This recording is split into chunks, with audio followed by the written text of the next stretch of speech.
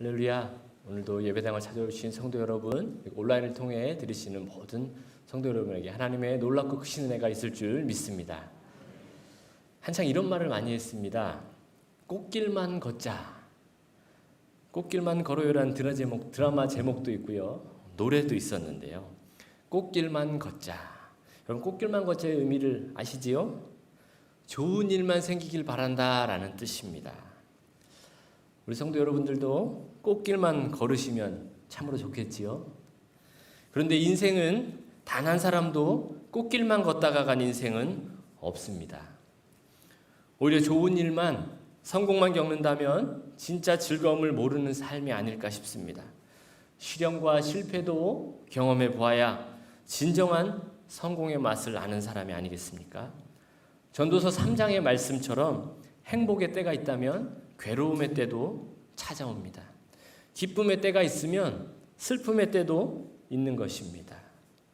아침이 있으면 저녁이 있는 것입니다. 생명의 때가 있으면 죽음의 때도 찾아오는 것입니다. 단지 그러한 때의 시간이 각자 사람들마다 다를 뿐이죠. 우리 성도 여러분들은 어떠한 때를 보내고 계십니까? 오늘 본문 3절, 4절에 보면 이스라엘 백성들은요, 아주 어려운 때를 보내고 있어요. 칠흑같이 어두움의 때를 보내고 있습니다. 그래서 3절, 4절에 보면 이런 표현이 등장합니다. 약한 손, 떨리는 무릎, 겁내는 자, 이런 표현이 나타납니다. 여기서 약한 손의 의미는요, 문자적으로 보면 축 늘어진 손들이란 뜻입니다. 축 늘어진 손들, 무기력한 사람을 얘기합니다. 어려움의 때에 아무런 대책도 마련할 수 없는 사람, 아무런 희망도 찾을 수 없는 그런 무력한 사람을 의미합니다. 오늘 보면 바로 뒷장 36장에 보면 아수르가 이스라엘 백성을 공격하려고 합니다. 그런데 이스라엘 백성들은요, 이를 대적할 아무 힘이 없습니다. 당시 유다 주변에는 여러 제국들이 있었습니다. 아수르, 이집트, 바벨론까지. 이들의 폭정 앞에 이스라엘 백성들은요, 꼼짝할 수 없는 상태였습니다. 도대체 누구의 편에 서 있어야 하는지, 또 어떠한 외교 정책을 펼쳐야 하는지 갈피를 잡지 못한 채 한치 앞이 보이지 않는 그런 상황이었습니다. 우리도 삶을 살아가다 보면 그러한 때를 맞이하곤 하잖아요. 하나님의 나라와 하나님의 뜻을 소망하면서 열심히 달려가는데 그럼에도 불구하고 시련과 좌절을 겪곤 하지요. 이스라엘 백성과 같이 약한 손, 떨리는 무릎, 겁내는 자가 될 때를 맞이하고는 합니다. 여러분의 손과 발과 마음은 지금 어떠신가요? 우리의 생각으로는 어떤 상황에서도 헤쳐나갈 수 있는 강한 손과 어려움에도 휘청이지 않는 튼튼한 발과 흔들리지 않는 굳건한 용기를 가지고 싶지만 세상에서 주어지는 그런 무거운 짐들 앞에 우리 또한 이스라엘 백성과 같이 약한 손, 떨리는 무릎, 겁내는 자가 되곤 합니다. 이것이 우리 연약한 인간의 실존이기도 합니다. 그래서 우리는 하나님의 말씀에 귀를 기울여야 하는 것입니다. 4절에서요, 두려움 가운데, 무기력 가운데 있는 백성들에게 하나님의 말씀을 대언하는 예언자가 이렇게 말합니다. 굳세어라, 두려워하지 말아라. 굳세어라, 두려워하지 말아라. 왜입니까? 약속을 하거든요. 무슨 약속이요? 하나님이 오신다는 약속을 해요. 하나님이 오신다고 반복해서 얘기하고 있어요. 너희를 도와줄 상황이 하나 없는 것 같지만, 세상의 눈으로 볼 때는 너희 도움이 하나도 없는 것 같지만, 사방이 다 막힌 것 같지만, 칠흑과 같은 어둠의 때인 것 같지만 아니라는 거예요. 그러한 때도요, 하늘은 열려 있다는 거예요. 너희 진정한 구원이 되실 하나님이 오실 테니 두려워 말고 굳세라고 말하고 있는 것입니다. 여러분 믿으시기 바랍니다. 우리가 두려움 가운데, 무기력 가운데 처해 있을 때 그때 하나님 우리에게 찾아오십니다. 우리 하나님은요, 우리를 결코 그냥 내버려 두시는 그런 분이 아니십니다. 이 약속의 말씀을 믿으시기 바랍니다. 왜요? 오늘 본문의 표현대로요, 하나님은 너희의 하나님이다 라고 얘기합니다. 하나님은요 그냥 하나님이 아니래요. 제3자의 하나님이 아니래요. 바로 우리의 하나님, 나의 하나님이라고 말씀하고 계시기 때문입니다. 신앙은 관계에서 시작됩니다. 바로 하나님과의 관계입니다. 그래서 하나님을 나의 하나님이라고 고백할 수 있는 저와 여러분 되길 바랍니다. 날마다 나의 하나님과의 관계가 깊어져가는 은혜가 있기를 소망합니다. 오늘 본문 35장은요 시작부터 아름답습니다. 광야의 메마른 땅이 기뻐한다고 말하고 있습니다. 사막이 즐거워한다고 말하고 있습니다. 왜 그럴까요? 여호와의 영광이 나타난다고 말하기 때문입니다. 하나님의 아름다움을 보게 될 것이라고 말하고 있기 때문입니다. 여호와의 영광이 나타난다는 것은, 하나님의 아름다움을 본다는 것은 과연 어떤 느낌일까요? 세상의 아름다움과 세상의 영광과는 비교할 수 없을 것입니다. 세상의 아름다움은 그저 하나님의 아름다움을 표현하는 그림자에 불과할 것입니다. 우리 인간의 가장 큰 기쁨과 행복은 바로 여호와의 영광을 보는 것입니다. 하나님의 아름다움을 보는 것입니다. 그래서 광야와 메마른 땅이 기뻐한다고 말하고 있습니다. 우리 인생길이, 우리의 마음이요, 때로는 광야와 같고 메마른 땅과 같다고 생각이 들 때가 있지요. 하지만 여호와의 영광을 볼 때, 하나님의 아름다움을 볼 때 가장 영광스럽고 가장 아름다운 것으로 변하게 될 것입니다. 문제가 해결된다고 우리 인간에게 행복이 찾아오는 것이 아닙니다. 그것은 잠시 잠깐의 행복이죠. 상황이 하나도 변하지 않는다 할지라도 하나님의 은혜를 경험하고 하나님과 함께함을 경험할 때, 그때가 우리 인간에게 가장 행복한 때임을 믿으시기 바랍니다. 하나님은 회복을 약속하셨습니다. 혹 지금 누군가는 메마른 땅을, 황폐한 광야를 지나고 있더라도 염려하지 마십시오. 우리의 연약함은 반드시 회복될 것입니다. 오늘 본문의 말씀대로 맹인이 눈을 뜨고 못 듣는 사람이 듣게 되고 저는 사람이 뛰게 되고 말 못하는 자는 노래하는 그 놀라운 때가 우리에게도 임할 것입니다.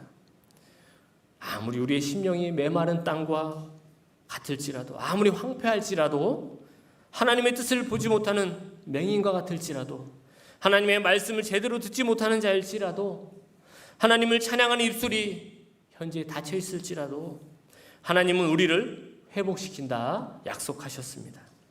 우리의 연약함은 반드시 회복될 것입니다. 오늘 본문이 그것을 약속하고 회복의 때를 찬양하고 있는 것입니다. 그것을 믿음의 눈으로 바라볼 수 있는 저와 여러분 되시길 바랍니다. 나의 심령에, 우리의 가정에, 우리의 자녀들에게, 나의 사업장에, 우리 사랑하는 명성제일교회에, 우리 거하는 모든 것에서 이러한 회복이 일어날 줄 믿습니다.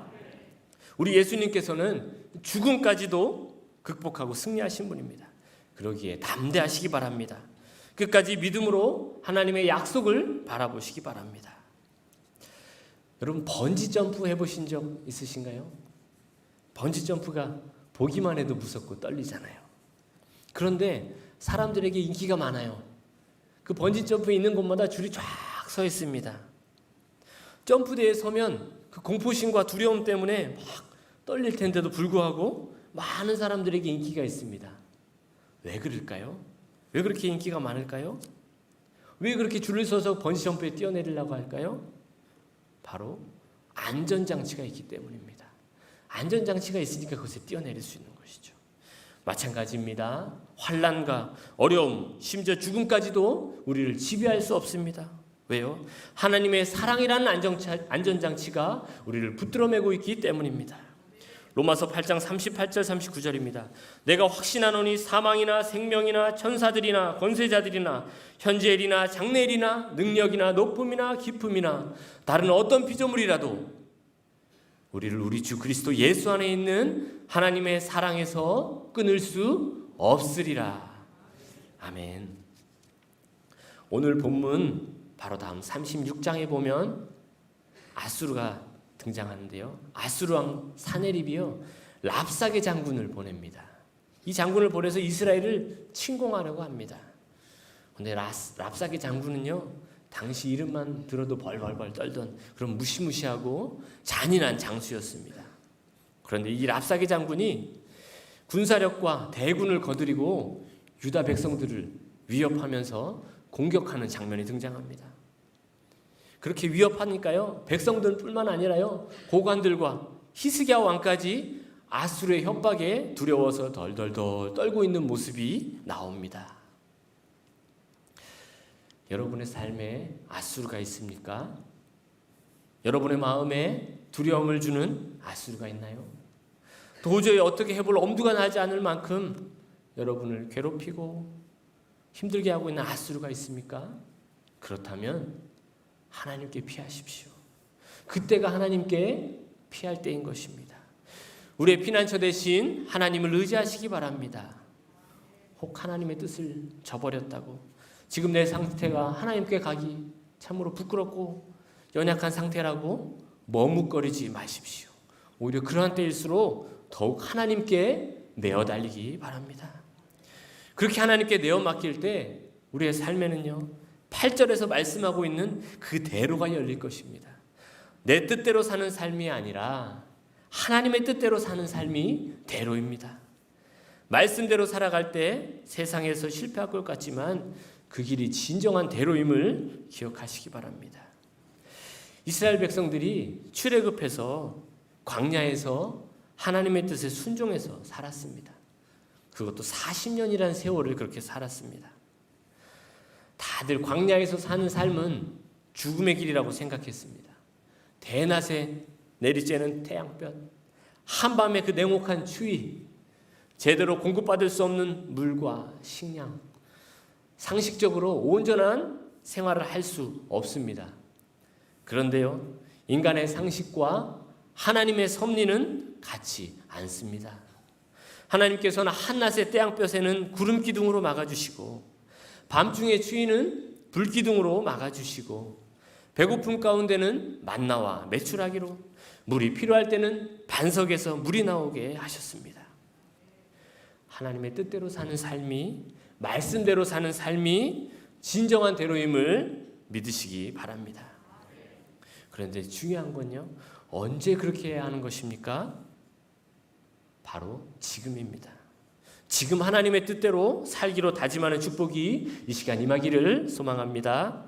언제나 나와 함께 하시는, 지금 나에게 말씀하시는 그 부름에 순종할 때 우리에게는 대로가 열리게 될 것입니다. 우리의 삶에 여호와의 영광이, 하나님의 아름다움이 임하게 될 것입니다.